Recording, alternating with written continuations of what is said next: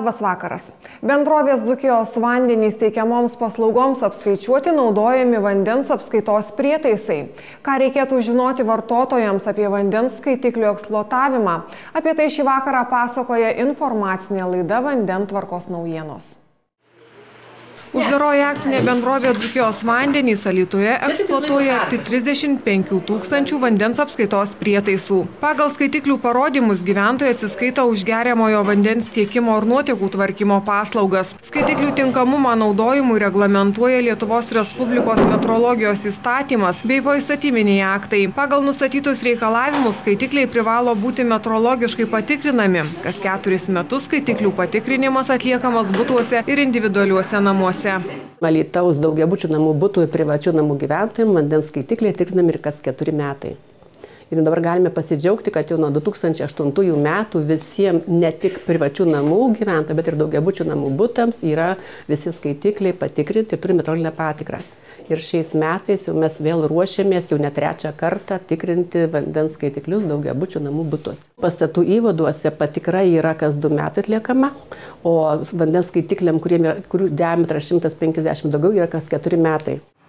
Vandens apskaitos prietaisų tikrinimas vyksta pagal nustatytą grafiką. Patikrai nuvežtiems naudotiems skaitikliams laboratorijoje atliekamos sudėtingos tikrinimo procedūros ir tik atitikus visus keliamus reikalavimus jie pripažįstami tinkamais tolesniai eksploatacijai. Tikrinimas vyksta pirmiausia, mes aišku pasidarome vandens apskaitos prietaisų keitimo grafiką. Ir tada, kadangi jų yra, Alytuje yra 22 000 su viršum butų, juose yra virš 27 000 vandens skaitiklių. Tai bendrovė savo jėgomis tą atlikti nepajėgi.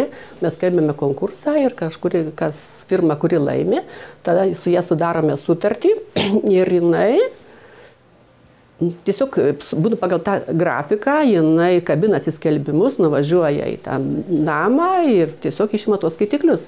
Išimtus skaitiklius jie grąžina mūsų tarnybai. Vandens skaitiklius parvežtus iš abonentų, mūsų tarnybos darbuotojai juos pirmiausia nuvalo, nes labai dažnai pasitaiko, kad būna skaitikliai dulkėti, riebaluoti, dažais nudažyti, kažkokiam ar ten kreida ar kažkuo sutepti. Taip pat juos nuvalo, po to yra specialus tirpalas, kad jų išplauti vidų.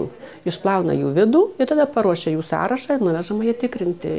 Tai kompanija, kuri būna laimėjusi konkursą skaitiklių patikrai. Patikra atliekama prie 3 parametrų: minimalaus skaitiklio debito, tarpinio ir maksimalaus. Ir yra tokia metodika patikros ir pagal ją visos tos 3 ribos yra patikrinamas skaitiklis ir tada ant jo dedamas lipdukas ir išduodam tokį sertifikatą visiems tiems skaitikliam, visiems išrašom ant vieno lapo, kad tie visi skaitikliai atitinka metrologinius reikalavimus.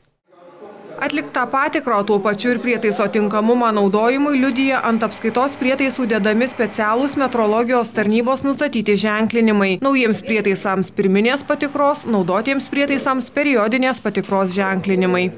Metrologinė patikra tai yra tokia procedūra, kada skaitiklis yra ištiriamas, pažymimas ir uždėdamas ant jo žymuo, kuris parodo, kad skaitiklis atitinka metrologinius reikalavimus.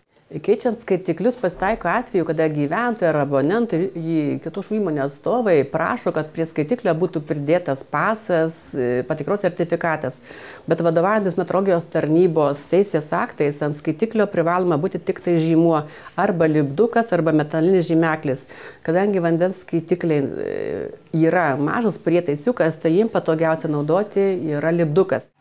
Pradėjus keisti skaitiklius bendrovė Dzūkijos vandenys nauji. Tačiau vartotojai dėl to neturėtų nerimauti. Pasak specialistų, ir naudoti vandens apskaitos prietaisai yra tokie pat kokybiški kaip ir nauji.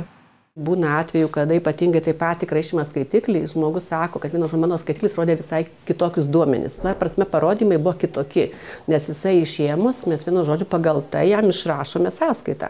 Ir būna, kad žmogus buvo nedeklaravęs, sako, jūs blogai nurašėte.